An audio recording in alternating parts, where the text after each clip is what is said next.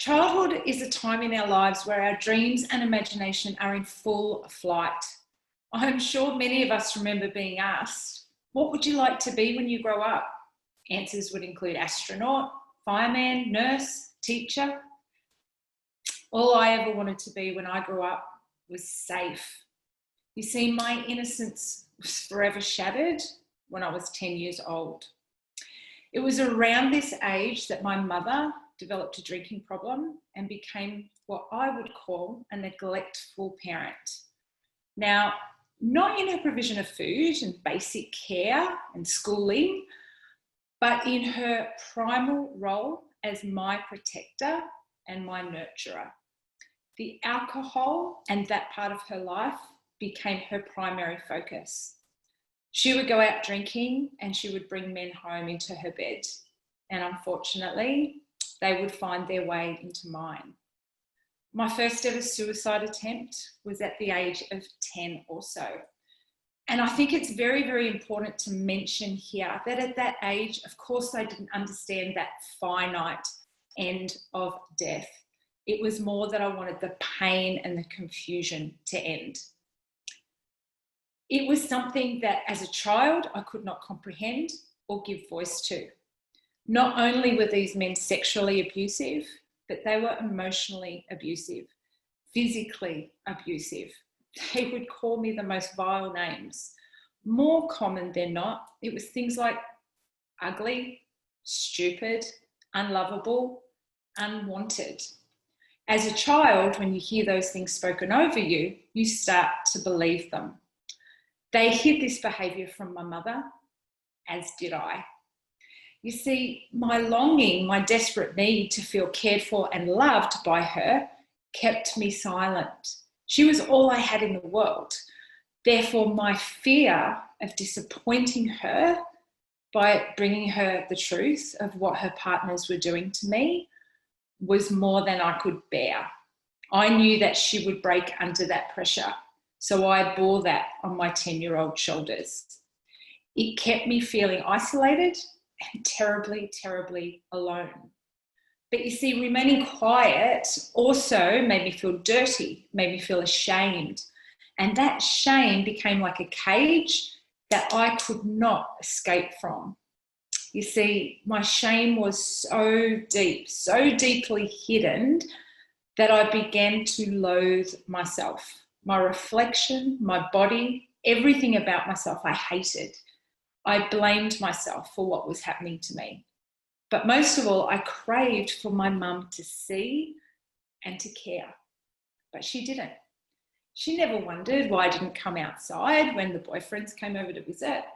She never wondered why all of a sudden my grades dropped or why I had these welts, red welts, just showing up on my face for no reason.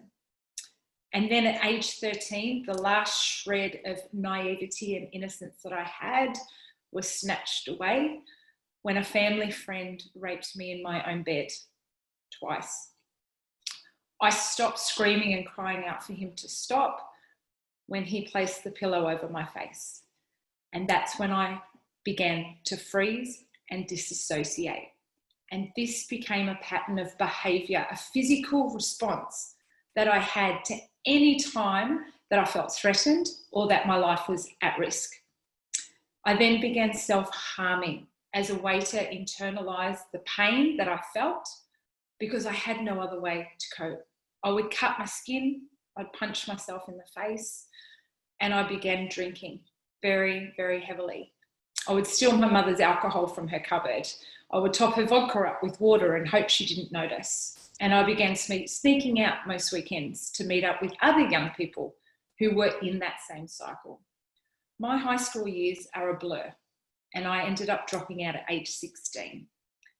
It was at this time that I knew I had developed depression, and I constantly fantasized about suicide. Night and day, those thoughts never left me. And I had no understanding of what a healthy relationship looked like, or even what healthy attachment looked like. I was all in or I was all out, up and down, all over the place. I had no boundaries and I had no idea of who I was. Zero self-confidence, zero self-esteem. All I saw when I looked at myself was disgusting. And this chaotic cycle repeated itself for years. Every relationship I entered was violent, and that led to many more sexual assaults by being in a drunken state, and I could not protect myself. And it also led to 2 further suicide attempts. At my most hopeless state, I couldn't ever see a future for me, let alone one that included peace or happiness or a relationship that was healthy. Some days I couldn't even get out of bed, let alone get showered and dressed. It was that dark of a place. At age 19, I attempted suicide one more time. And I stopped breathing in the back of the ambulance for 60 seconds and had to be revived. You see, the damage that the childhood sexual abuse and violence caused to my body and my brain went so way beyond skin deep. My body and my mind no longer functioned in a normal, healthy way. Just like Julie explained to us, I struggled with hypervigilance constantly. I would jump at loud noises. I'd be triggered by men's loud voices and arguing, and I was terrified of authority figures, particularly any male bosses that I had.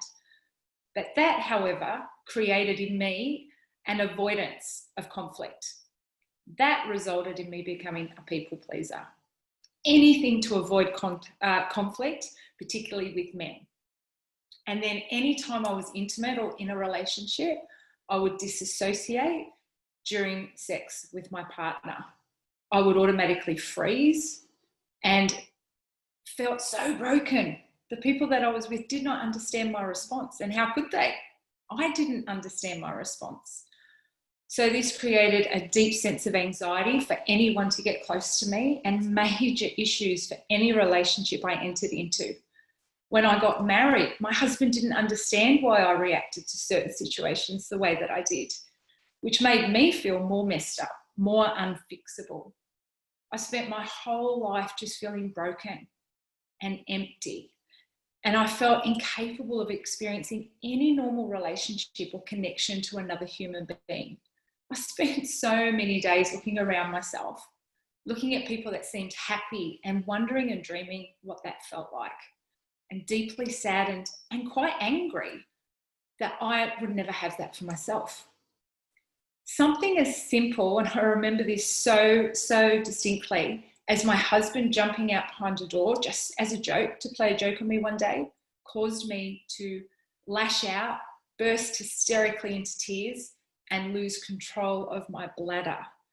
That is how much trauma had been left in my body and my nervous system, which at that point in time, I still didn't understand. All I know is I felt constantly powerless all the time. I didn't understand why I had no rational control over these physical and emotional reactions that were going on. And I couldn't explain them to him because I couldn't explain them to myself. And I also had very severe trust issues. I trusted nobody. Everybody to me was a possible perpetrator.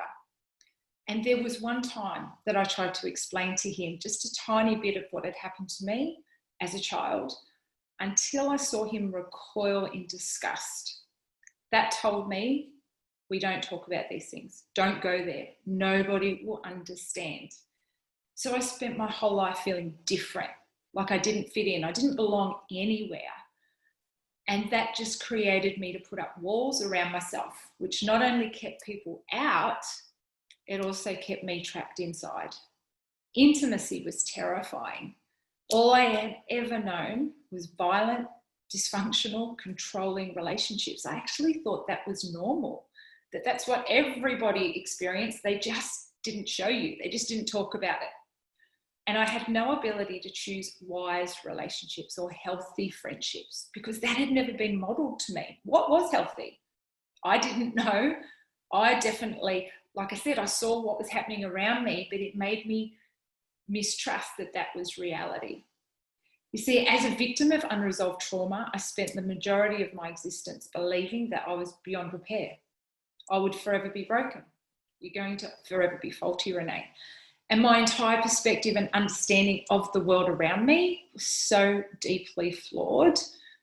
I just didn't understand how the world even operated in a way that made people happy or healthy. How did you find someone to care for and to care for you? I had a terrible fear of judgment. Therefore, I divulged my abuse to nobody. And I carried that with me every second of every day into every relationship and every friendship and every job and every situation. I was so terrified of telling anyone what had ever happened to me. Then at the age of 26, everything changed. Thank God. But I had my baby girl. That's what happened to me. And I realized in that moment, everything had to change. I realized there was no more time to just hope that things would work out, that I needed to take drastic measures to make sure that my daughter would never have the life that I had. So I was willing to do whatever it took to sort myself out and to get the help to process what I myself couldn't process on my own. I was willing to do anything to make that happen, as scary as that was for me. I was terrified. I had no idea how to do it or how long it would take, but the intention was there, the desire was there. So I went about trying to find people that could help me, to help me heal and to build a life for myself and my child that I knew she deserved. So I searched for people and places that were specialists in helping people. I sought out the refuge of a healthy local church. I found professionals that specialised in helping abuse victims process trauma. Then at age 36, as you do, I enrolled in university and thought I need to understand this for myself because I think that I want to help other people heal. And I thrived in that environment, I went from a high school dropout drug addict to someone in university getting straight high distinctions. I'd found my purpose. I'd found my meaning. I'd found my truth. I finally began to understand exactly everything that Julie just described, why our body and our brain reacts to trauma the way that it does. And ever since that time, 17 years ago now, I've been helping other survivors find their own truth and their own healing. I've shared my stories in psychiatric hospitals, in rehab centres, pretty much with anybody who said, please, can you share? How did you do it? And it wasn't always clear, but it was from the heart.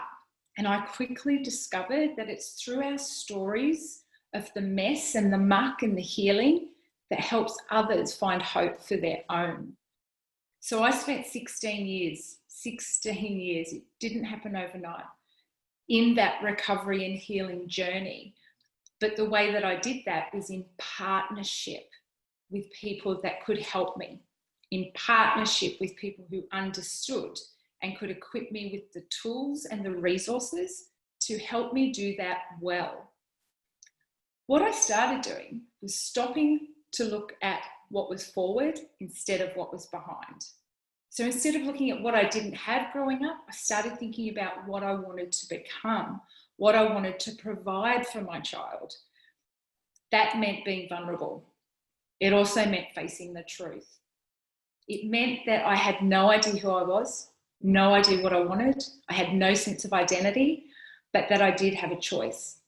I quickly realized that a lot of my behaviors, just out of pure survival mode, were quite manipulative, very reactive, and highly destructive. But like I said, as a means of survival, they had got me to that point. So I learned to embrace them, but I knew I had to change them. That began my journey of self-awareness and understanding that I needed to find out who I was. And that if I was to have any chance at overcoming my past, I needed to stop being a victim and learn how to become an overcomer.